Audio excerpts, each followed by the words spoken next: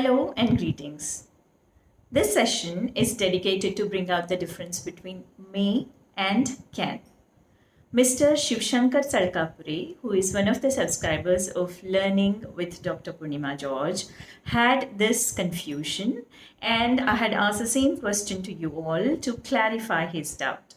Ms. Sangeeta Fatehpur has given me the right answer before this video was shot. And I'm extremely thankful to her, and also I congratulate her for helping me to spread the knowledge. She says, may and can are both modal auxiliary, and may has to be used when we want to talk about permission, and can has to be used when we need to express ability. She brings out another interesting thing. She says, may is a more formal word, and if you at all are concerned about being tutted, it is a better choice. See, this is what happens when we involve in the pursuit of knowledge. Such interesting words come up, and it is beneficial to everybody. So keep liking and sharing my videos so that everybody gets to know whatever they have to know. And then, subscribe to my channel so that every time I post a new video, you get notified. Come, let's learn English together. Well, the world is changing. As the world changes, so do the meanings of the words change. That's how a language grows and adapts itself to the present situations. Therefore, we have to dive deep into it and talk about all those things that we have learned, and sometimes we may have to unlearn certain things. Okay, when we have to learn some things in depth, we shall not learn them in isolation. That is, say if you want to learn about may, we just shall not learn about may in isolation. We have to learn about it along with other similar kind of words which give almost the same meaning. So here I'm making an attempt using might, may, can and could, which sometimes have the same kind of meaning, but there is a little bit of variation when we use them. Now that I have mentioned about these modal auxiliaries, may, might, can and could, I'm going to give you a kind of a small flow chart which tells you which is the weakest modal auxiliary among these and which is the strongest. Starting from the weakest one to the strongest one, we are going to deal with these modal auxiliaries. Well, the weakest among all these modal auxiliaries, all these four modal auxiliaries that we are going to talk about today, is might. Might is the weakest of the modal auxiliaries. Then comes could. Sometimes could and may, they both have almost the same kind of approach. Then comes can. Can is the strongest among all these modal auxiliaries. Let me explain this concept, this aspect with an example. The same sentence in which we are going to change the modal auxiliary and then find out what meaning actually it gives us. Let us take up this sentence. She might take my bike tomorrow. She might take my bike tomorrow means there is a lot of possibility that she may not turn up at all, and perhaps she will not take the bike at all. Right? So the possibility side of this sentence is less because it's a weak modal auxiliary. So when you're not really sure about certain thing, you might make use of might. Then comes could. She could take my bike tomorrow. In this sentence, it might so happen that she could take the bike. There is a possibility. More possibility than might, but less possibility than any other thing, right? Then comes may. She may take my bike tomorrow. In this situation, you are kind of, some 40-60%. 40% she might not take, 60% she might take. It is that kind of a situation. She can take my bike tomorrow. This is the strongest of all. This sentence means you have given a permission for her to take your bike next day, right? This is how these modal auxiliaries are. There is a range of them. There are these four modal auxiliaries ranging from weakest to the strongest we have spoken about just now. So whichever one is apt to what you want to say, we have to make use of these modal auxiliaries. How to get to know about them? Well, my answer is the same. Keep reading. Keep reading. You will get to know that how we have to make use of these modal auxiliaries. Coming on to the permission aspect of it. Initially, I have said, as the time changes, the meaning of the words also keep changing. There's been a kind of a shift in the meaning of what can do, or could can do, and may can do. In these days, can and could are used for the permission, as I had told in my previous two videos. I'm going to give the links in the description box. Can and could can be made use of when we want to obtain a permission. For example, say you have gone to a gathering, a group of people is sitting over there, and then you go there, and then there is you needed a chair, so you just go to them and say, can I take this chair please? Right, this is a permission you are asking to them, right? And then say, for example, you've called somebody and that girl has not answered, and you meet somebody from that person's home. So you can say, could you please tell her that I had called her? In these two cases, can and could are being used for permission. But puritanical grammarians say that this is wrong, only may and might have to do this job. But in today's usage, right? In today's usage, we are not using may and might as much as we use can and could. So can and could have come here to stay. Right? So this is actually, I think, the confusion that Mr. Shiv Shankar Tsalkapure was talking about. That we have all read in our school books and all that for permission it is may, for ability it is can. But then now the things have changed, now the scenarios have changed, and then in the modern world, can and could are more comfortably used for permission. I hope I have made this point clear. But it doesn't mean that may doesn't have any job to do at all.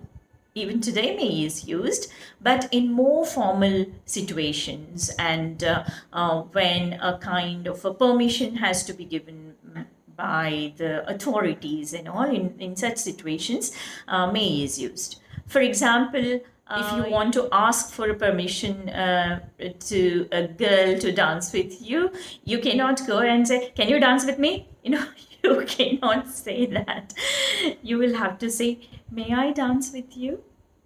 Right. So in a very formal, in a very polite way, when you want to ask something, you have to make use of me. And then, of course, in schools, and when you want to enter somewhere and you want to seek permission at that point of time, of course, you have to ask, may I get in, ma'am, or may I come in, ma'am, or sir, or whatever the situation is like. Another interesting thing you might have all observed is that in English movies, in the wedding scenes, when the priest of the church declares a man and a woman as wedded husband and wife, at that time he gives some permission to them, and that permission is, you may kiss the bride now. Right. Here it is more formal way, more beautiful way, more fascinating situation. In such fascinating, beautiful, and polite situations, we have to make use of may. And may is used for wishes. Right. Whenever we have something in our heart, and we get humbled by the nature, and we feel so small in front of nature, and we want to get that thing happened, but then everything is in the hands of future, we don't know it, but then we wish it from the depth of our hearts. In such situations, may is used for wishes and entreaties. In such situations, may has to be used very effectively. For example, I can wish you like, may you live for 100 years and your name till eternity. This is my earnest wish for all of you. May you live for 100 years and your name till eternity. Well, there are some sadist people who do use may for curse. But let's not talk about the curses. Let's talk about beautiful things through this video. May has another interesting role to play. May is used for a chance, that is possibility.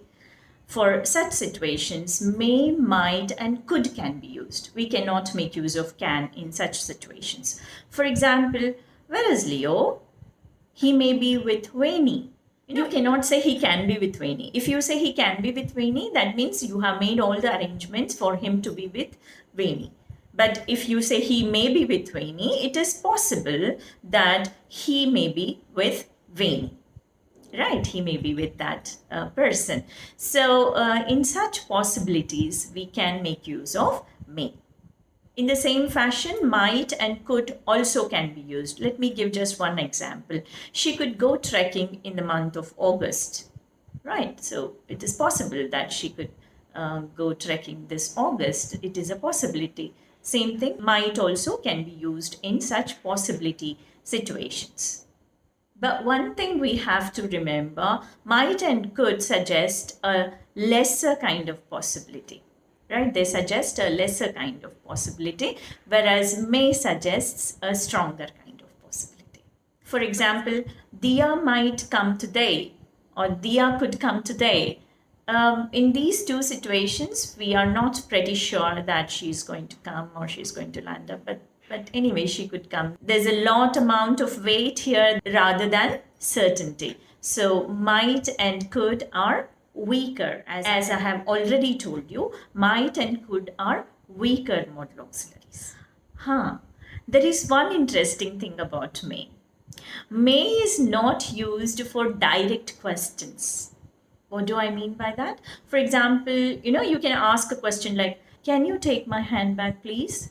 This is a question. So while you're asking this question, what you have done, what is the structure of, okay, let me explain the structure of this question.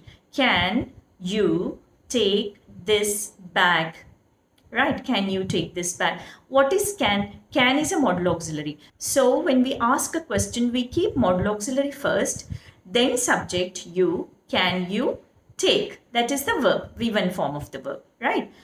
Modal auxiliary, subject, V1 form of the verb, can you take the bag? Right?